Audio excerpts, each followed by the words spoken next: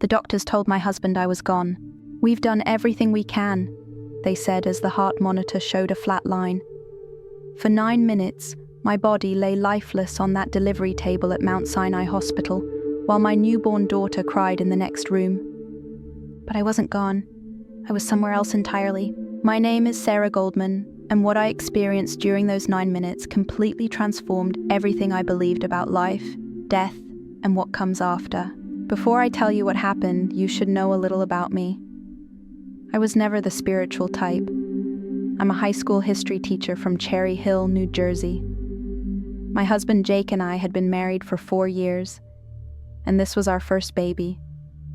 We were so excited. We'd just bought a small townhouse and filled the nursery with books and tiny clothes. Everything was ready. It was April 14th, 2023, a Thursday. I remember because we joked about having a tax day baby. Jake and I were at Mount Sinai Hospital in Manhattan. The labor had started normally, painful sure, but nothing unusual according to the doctors.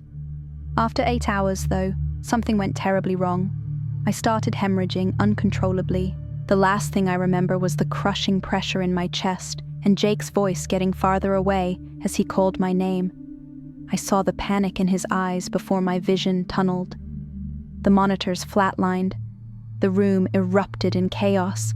My blood was everywhere. One nurse was shouting for more O negative. Another was pushing Jake back from the bed, telling him they needed space to work. And then, silence, complete peace, like someone had suddenly muted all the chaos. Suddenly, I wasn't in my body anymore. I was floating near the ceiling of the delivery room, watching the medical team frantically working on me. The head doctor was doing chest compressions while barking orders. Jake was being pulled away by a nurse, his face streaked with tears, shouting, "Sarah, please, don't leave us." It should have been terrifying, but strangely, I felt only calm, like I was watching a movie that couldn't hurt me anymore. Then came the sensation of being pulled, not up or down, but through something, like passing through a curtain made of light. I couldn't tell you if I was moving fast or slow. Time didn't work the same way there. On the other side was the most incredible light.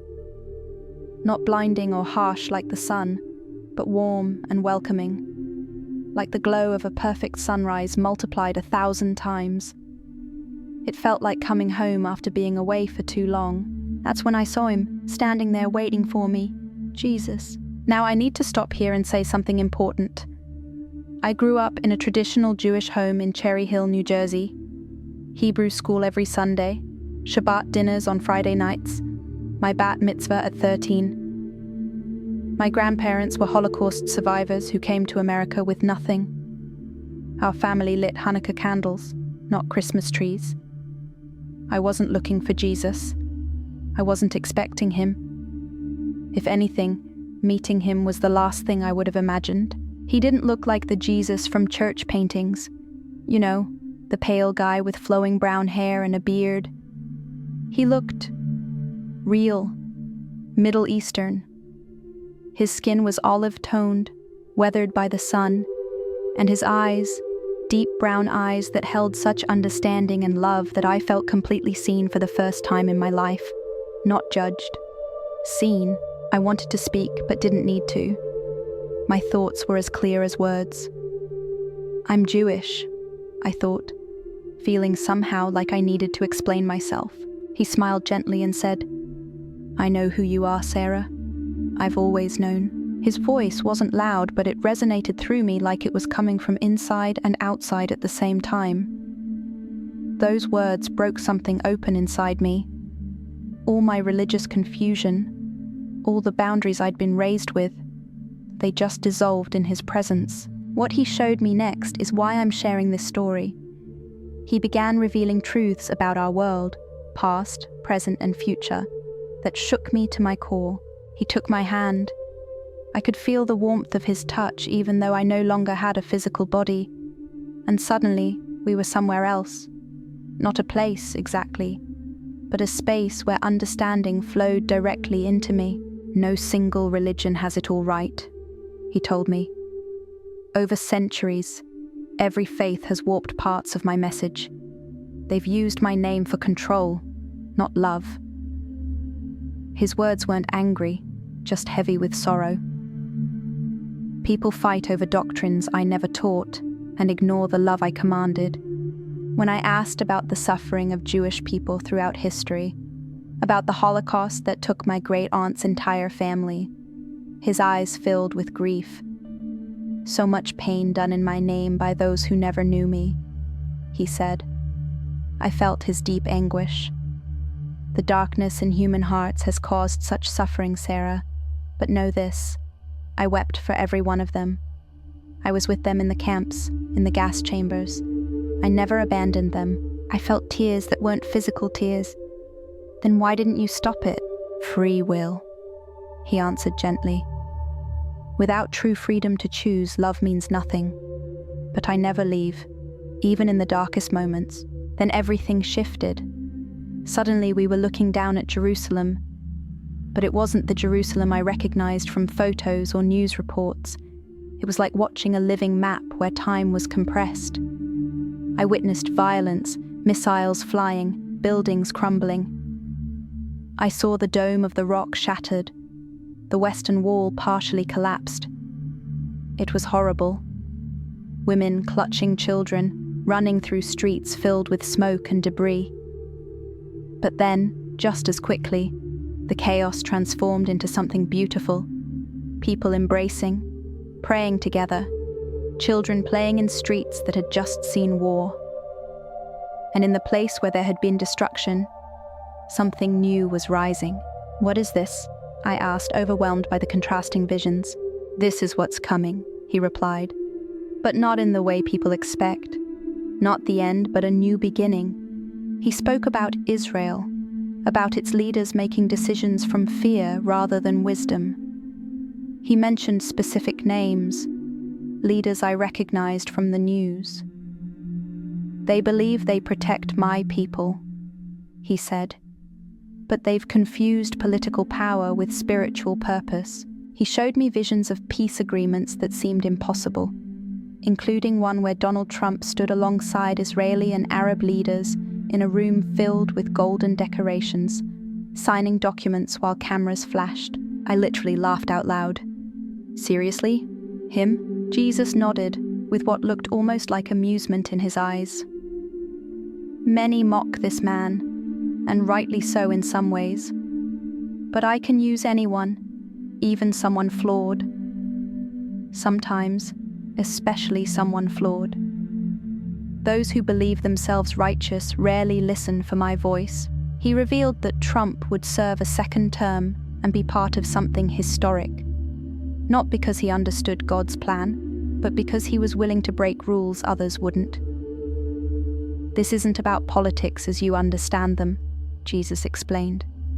"It's about pieces being moved into place for what comes next." Then I saw something that struck me deeply.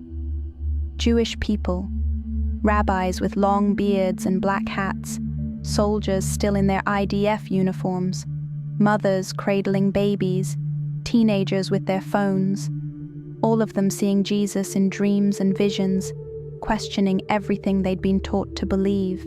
"The veil is lifting," he said, slowly, painfully, but surely. I watched as some of these people shared their experiences, only to be rejected by their communities. Families torn apart, friends turning away. But others found each other, forming new communities where they could worship in ways that honored both their Jewish heritage and their newfound faith. "There are already thousands," Jesus told me. "Soon there will be hundreds of thousands. They are the bridge builders." I saw people wrestling with truth, some rejecting what they discovered, others embracing a light they never expected to find. I saw similar awakenings happening in Muslim communities, in secular families, in places I'd never heard of. "Won't that cause chaos?" I asked, imagining the social upheaval such changes would bring. "Won't there be backlash?" He looked at me with gentle authority and said, "New life always begins with pain. What matters is what comes next.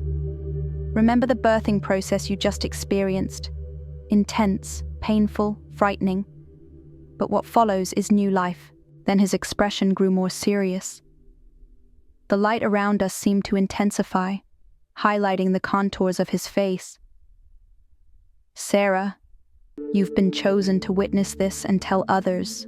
My heart sank. I felt a heaviness, a responsibility I didn't want. I'm just a high school history teacher. I spend my days trying to get teenagers to care about the Civil War in ancient Rome. I'm nobody important. My YouTube channel has like 200 subscribers, and that's just my students who want extra credit. Who's going to believe me?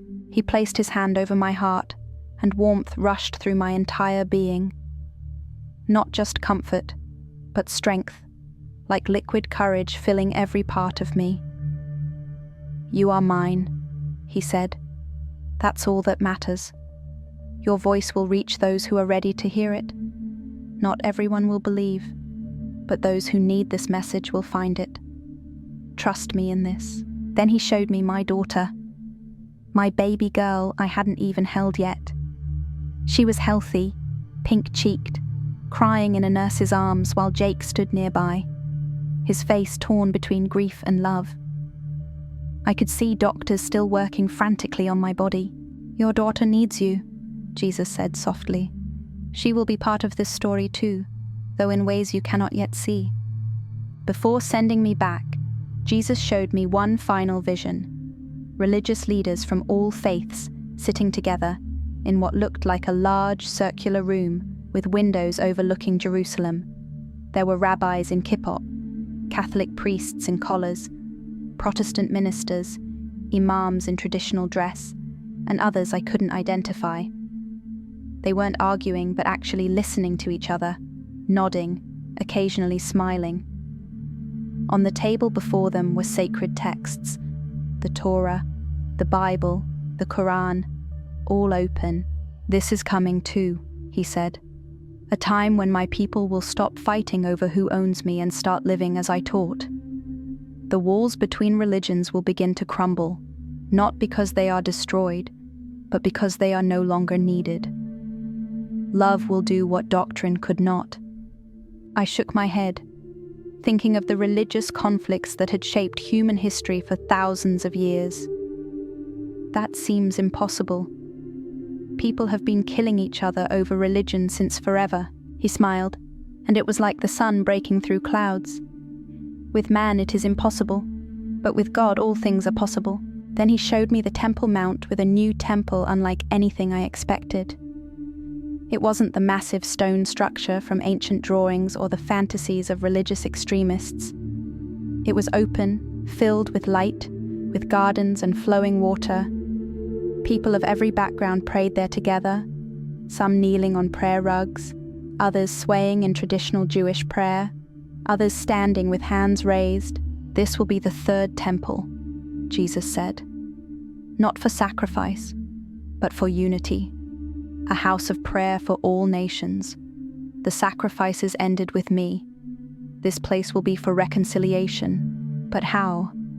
I asked, looking at the current Temple Mount in our vision, with its competing religious structures and centuries of conflict.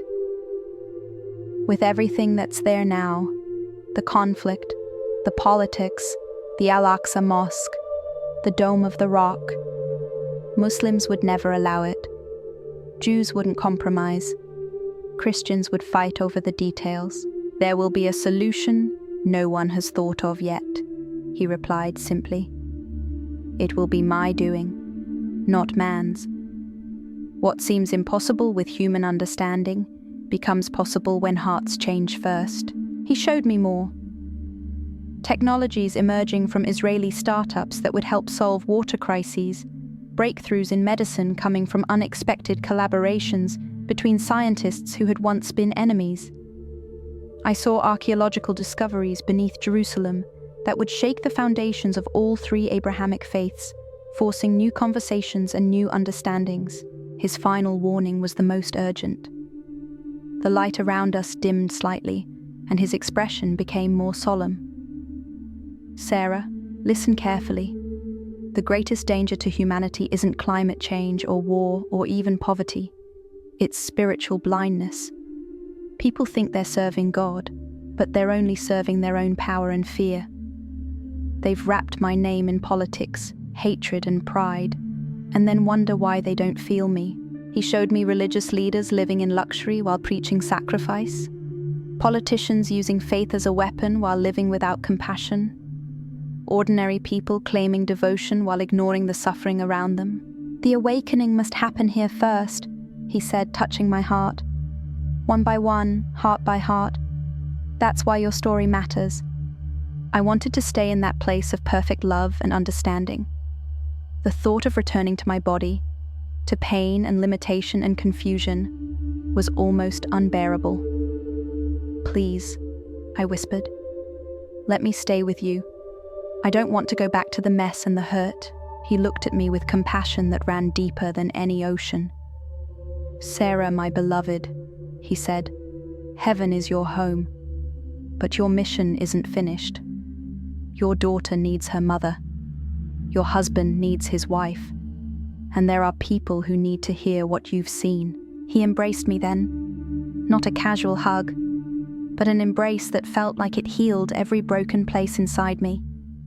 I am always with you, he whispered, even when you can't feel me. Remember that. Then I was suddenly pulled back, violently, painfully, through that veil. The silence turned to sound again. The light gave way to the harsh fluorescent lights of the delivery room. My chest felt like it was being crushed as someone performed CPR. Every nerve ending screamed in pain. I gasped for air as my body came back to life. Machines beeped frantically. Someone shouted, "She's back! We've got a pulse!" I heard sobbing, Jake's voice saying, "Sarah? Baby, are you there?" The doctors later told me I'd been clinically dead for 9 minutes. No heartbeat, no brain activity. They called it a miracle they couldn't explain. One doctor, an older man with kind eyes, stayed after his shift to talk to me. "In 30 years of medicine," he said quietly, "I've never seen someone come back after that long with no brain damage. Something wanted you here." When they placed my baby girl in my arms, warm and crying with 10 perfect fingers and 10 perfect toes, I wept. Jake leaned over us, his eyes red from crying, kissing my forehead over and over, whispering, thank God," like a prayer. We named her Eden because that's what I saw. That's what I left behind, a glimpse of what was always meant to be. Recovery wasn't easy. My body had been through trauma, and for weeks I struggled with pain and exhaustion. But something inside me had changed forever. The world looked different, brighter somehow, like I could see beyond the surface of things. At first, I only told Jake what I'd seen. He listened, held my hand, and didn't judge, though I could see the questions in his eyes. We were both raised Jewish. How were we supposed to process this? But as weeks passed, I couldn't keep it inside anymore. I started this channel to share my story, not knowing if anyone would listen or care. If you've made it this far in my story, please don't just scroll away. This isn't just about me. This is about what's coming for all of us. Whether you're Jewish, Christian, Muslim, or don't know what you believe, I want you to know something. Jesus loves you, he hasn't forgotten you, and what's coming next will wake us all up. I know some will call me crazy. Some will say I had hallucinations from lack of oxygen to my brain. Others will dismiss me as just another religious fanatic. That's okay. I'm not here to convince everyone, just those who feel that tug in their heart as they listen, that quiet whisper saying, this is true. In the 2 years since my experience, I've watched events unfold exactly as he showed me. The tensions in Jerusalem, the political shifts, technologies emerging from Israel that no one expected, and most incredibly, the growing number of Jews having supernatural encounters with Jesus. There are online communities with thousands of members sharing similar stories. If this testimony touched your heart, please like this video, subscribe to the channel, and share it with someone who needs hope today. I post updates every week as I see more of what he showed me coming to pass. And remember, watch Israel, watch the world, because what's coming will shock us all. But it shouldn't surprise those who've heard this message. Eden just turned 2 last month. Sometimes I catch her looking at something I can't see, smiling and waving. Maybe she remembers something of where she came from, something of who was waiting for both of us on the other side of that veil. I've never been more certain of anything in my life. Love is winning, light is coming, and no matter how dark things may seem right now, a new day is dawning. Thank you for listening to my story.